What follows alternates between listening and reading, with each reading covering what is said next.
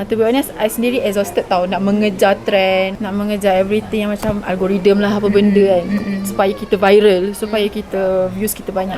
Bersiaran di Kinabalu Park hari ini, kita mempersembahkan buat pertama kalinya a prelude of our new series daripada Panduru, Sembang Tepi Kaya.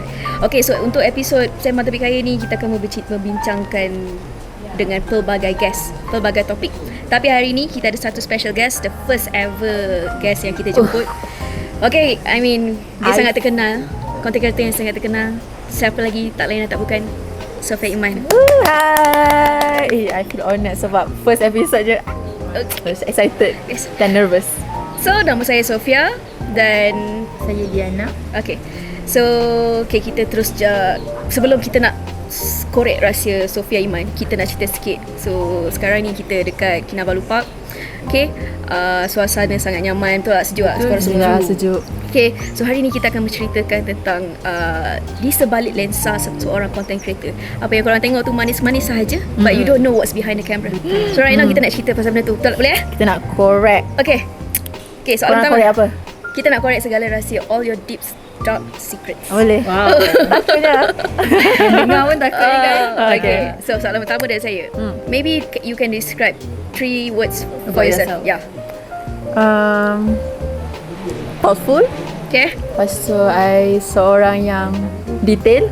Okay. Sangat detail. Lepas tu I rebel sikit. Soft rebel. Soft rebel Soft rebel. Dia tak hard. Okay, kalau yang mana yang tak tahu, Sofia punya apa orang kata background ni, dia macam lain sikit kan Sofia? Cerita sikit. Lain. Sebelum you jadi content creator ni, apa actually you punya background? Background macam mana? overall lah. Ikut zaman study, I sebenarnya belajar account dengan finance. Okay. Bank dan finance lah. Account tu saya tahu sikit. So daripada zaman sekolah sebenarnya sampailah degree, memang semua pasal duit. Duit. Lepas tu masa saya intern pun, saya intern dalam bahagian finance. Okay. Finance girl, corporate girl lah ni. Sangat corporate, sangat office person lah. Belum nampak vision Belum, macam content creation tak langsung pernah terfikir buat apa benda tu content creator. Lepas tu elok je I habis intern. Masa tu 2020 PKP. March 18, 2020. Okay. Ingat tak aku? March kan I habis intern Februari. Oh. So March lockdown. Pak. Di situlah. Di situlah macam andai mana aku nak cari kerja. Faham tak? Ya, banyak orang hilang kerja lagi.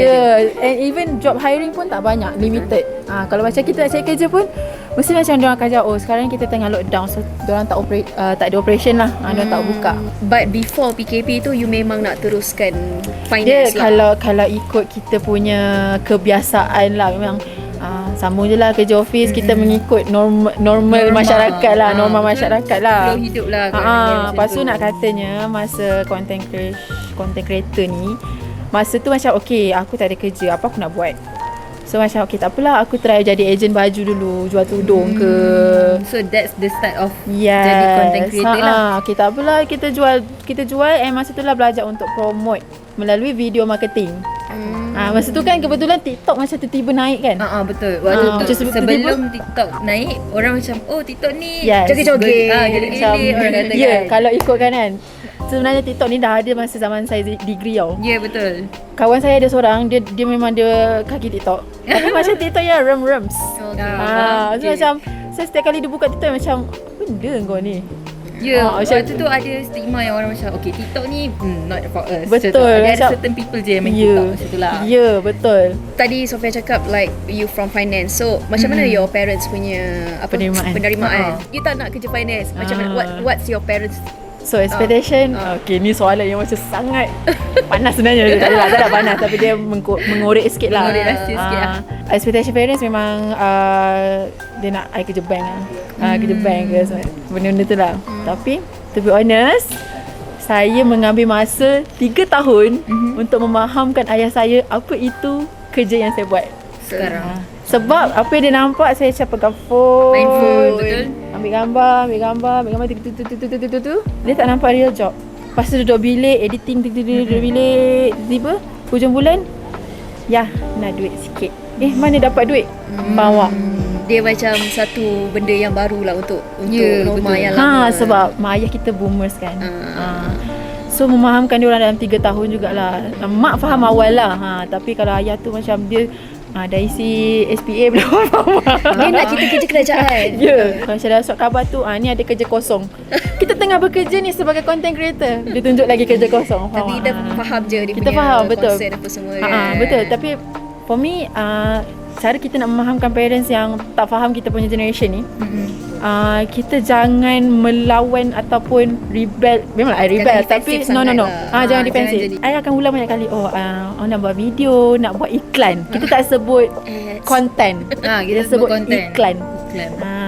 Okay, bila dah sebut pasal content ni kan, so you as a content creator, macam mana you are approach dengan pelbagai jenis brand, pelbagai jenis client. So macam mana you handle, sebab you freelance kan, macam mana you handle client sendiri and then nak to manage expectation client, macam mana you buat?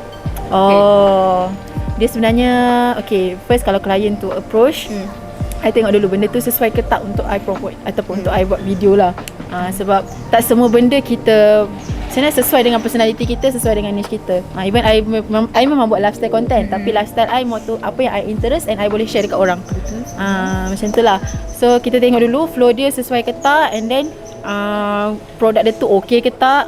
And then macam mana nak deal tu depends pada objektif klien tu lah. I mean, kalau Dana pernah perasan dekat TikTok ataupun in the news itself, ramai content creator ambil je job. Betul. Haram atau tidak. Betul. Kan? Sebab orang sekarang nampak job ni duit.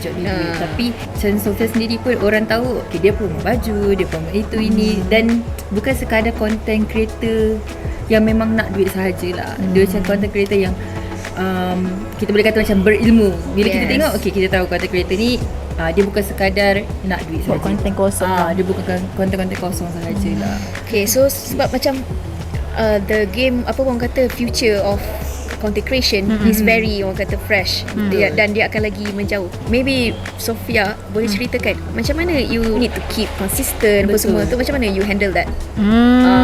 At the same time you want to be yourself. Faham? Betul. Oh my god, sebab benda ni macam baru terjadi di awal tahun. So macam macam mana apa yang orang nampak adalah contohlah 1 minute video yang dah siap, tapi di sebaliknya tu kita ada brainstorming session, kita kena deal dengan itu ini, storyline tu okey ke tak. Benda-benda tu sebenarnya pressure sikit lah. Saya pernah burn out sampai worded sebenarnya. Oh my god. Sebab kerja content creation ni. Masa tu sebab banyak gila saya ambil dalam satu masa, and badan shutdown.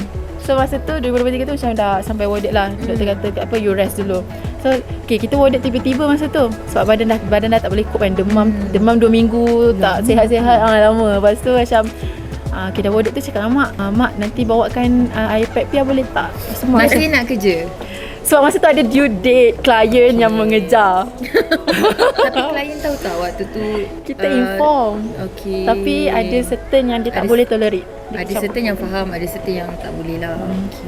So, masa tu mak macam rehat je lah, faham tak? Rehat je lah, tak payah buat kerja. Tapi buat juga.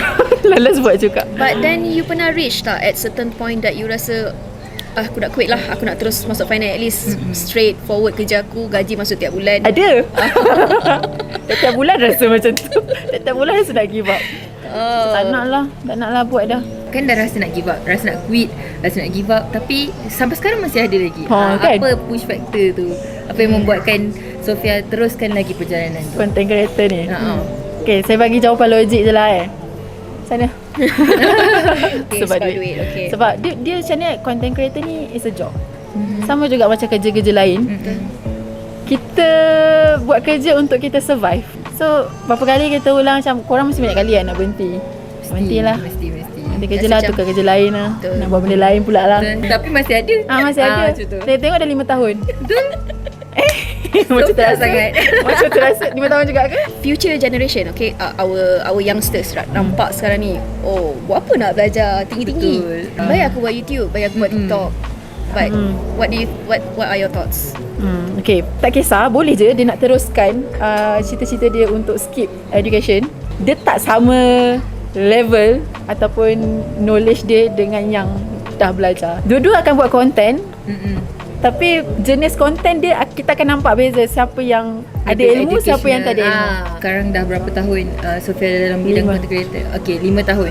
So dalam tempoh 5 tahun ni, adakah Sofia just buat je konten dengan apa yang Sofia ada, ataupun ada still cari ilmu baru? Of Still course. mencari. Of course. Even yang basic pun I akan revise balik. Macam kita jadi bila kita kerja freelance ni, semua on kita tahu. Kita tak boleh harapkan siapa-siapa untuk push kita. So macam bila I rasa macam ada benda aku lupa, ada benda yang rasa lag sikit kat content tu, kita refer balik sama ada biasanya kelas lah atau kelas ataupun Rajin join kelas jugalah. rajin kelas. Lepas tu kita research sendiri konten-konten luar negara. Macam tu lah. Macam mana you keep the content fresh every single day? Sebab because makin lama makin ramai orang jadi content creator ni. Betul. Macam mana kita nak caras semua orang yang baru-baru ni, aku nak jadi apa yang tinggi. Sebab juga. ramai sangat. Dah bersepah dah Dia dah content skeleton. creator. Kalau kita cakap pasal relevant kan, to be honest, I sendiri exhausted tau nak mengejar trend, nak mengejar everything yang macam algoritma lah apa benda kan, supaya kita viral, supaya kita views kita banyak. Back kepada apa yang I faham tentang relevant tu. Macam contoh sebelum ni, masa I awal-awal, I value relevant ni as a macam okay, kalau views aku banyak, kalau follower aku naik, masa aku tengah relevant lagi. Orang tengah tengok aku lagi. Aku power lah. Aku macam macam siapa gitu kan. Dulu mungkin I value benda tu as untuk KPI relevant I. You punya apa orang kata, Views lah, view macam tu. Tapi sekarang I valuekan relevant tu sejauh mana content I boleh relate dengan orang. Selagi orang engage sebab dia rasa relate, ataupun dia boleh feel, dia boleh connect. So that's my KPI untuk relevant punya maksud. Kita nak tahu orang yang sesuai untuk kita punya konten je pun dah payah. Betul? dia bukan like okay aku buat video viral settle, tak. Itu one time je. Yeah. Okay, so kita bercakap tentang like macam, so you do, memang one of it is because of duit, betul tak? So Betul. client give you big monies. So cakap speaking of client kan, so ada tak client yang bagi you really hard time like, macam okay, yang baru-baru terjadi kan, they hold payment because that talent Isu tu tak Ya. dapat buat sales, sedangkan Okay. content creation ni adalah awareness, betul tak? So what, betul. ada tak you experience same thing juga? Ada je. Dia macam mana kalau kata benda tu problem dia daripada side kefahaman tim marketing tu dulu. Apa yang dia faham pasal marketing. Apa flow kan, kalau marketing kita ada macam awareness dulu, lepas tu like, lepas tu trust, semua tu flow marketing tu. Maybe macam ada orang ingat macam marketing ni just macam kau buat, promote je lah. Asal promote. No, itu Promote, bukan aku flow dapat dia. hasil macam tu. Itu bukan flow dia. Ada orang macam okay, buat video pump sekali, lepas tu expect untuk terus return, dapat return. Tak. Marketing bukan macam tu. Dia ada journey dia.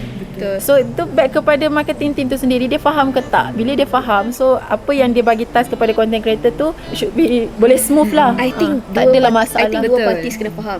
Betul, dua-dua Kan? kena faham. The marketers and also the content Content creators, betul. I mean as a Tak marketer, adalah, misal kita orang selalu buat research dulu. Okay, influencer atau content creator yang mana yang sesuai dengan produk kita. betul. Kan? Betul. So maybe kat some step they miss and dia create that issue lah. So Betul. ada tak sayang. macam you client hold you payment macam lama? So far selama 5 tahun ni sekali je lah. Okay. Alhamdulillah dipermudahkan lah rezeki tu.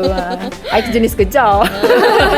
Orang selalu dengar sekarang terlalu ramai content creator juga. So content creator yang dah lama berkecimpung dalam bidang content creation ni, diorang rasa exhausted macam Sofia cakap tadi. Rasa exhausted, rasa penat, rasa nak quit.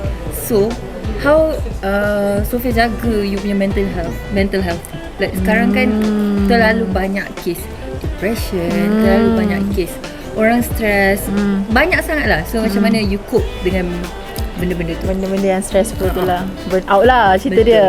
Okay, tengok dulu lah apa punca kita burn out. Macam contoh I before ni I ambil terlalu banyak slot untuk buat konten. Contoh 40 konten sebulan. Buat kepala seorang-seorang. Banyak, A to Z. Sebab I solo kan. So tu dah burn out. So after tu I macam okay, tak boleh ni. Kita kurangkan lah maybe 20 konten sebulan. Kita aim kita nak tenang dan sihat. Betul. Kena belajar juga untuk macam mana tahu kita punya Limit. limit, betul. Okay, satu lagi bila I burn out, I akan keluar jumpa orang. Jumpa orang contoh bersembang. Bila bekerja dengan content creator ni, kita dekat alam maya tau. Kita tak bersosial sangat. To make it myself balance balik, kita kena interact dengan real people. Bila I dah interact dengan macam tu lah orang yang content creator lain juga sembang-sembang ataupun just macam main-main macam sembang-sembang kosong macam tu kan. Okay, rasa macam dah release sikit lah. Any advice untuk orang yang baru nak masuk alam content creator? Jangan jadi influencer tiba. Kenapa? Tak adalah. Okay, siapa yang nak masuk dalam industri ni, for me jangan aim untuk famous semata-mata. Konten aku viral, aku famous. Tapi siapa yang rasa macam dia nak konsisten, nak bertahan, aim untuk bagi manfaat dekat orang lain. Itu aim pertama kita lah, bagi manfaat kat orang lain. Kadang-kadang ada je konten kita main-main, tak ada masalah. Kita manusia. Macam KA kata, anything yang you post, you bertanggungjawab kat atas konten tu. So post lah dengan rasa tanggungjawab. Okay guys, kita dah sampai kepada penghujungnya. Aku dah basah. So thanks to Sophia for be our first guest. Hujan thank you korang jumpa. Okay, so kita jumpa pada next episode with a very new person, new guest. Kalau korang ada recommendation nak konten creator lain, content creator ataupun siapa? Jumpa artis lah. Artis boleh. Orang mungkin ahli bomba ke sesiapa. Kalau korang minat, korang nak tahu, nak kita orang interview tu, boleh komen. Okay. Alright. Okay, see you guys next week. Bye.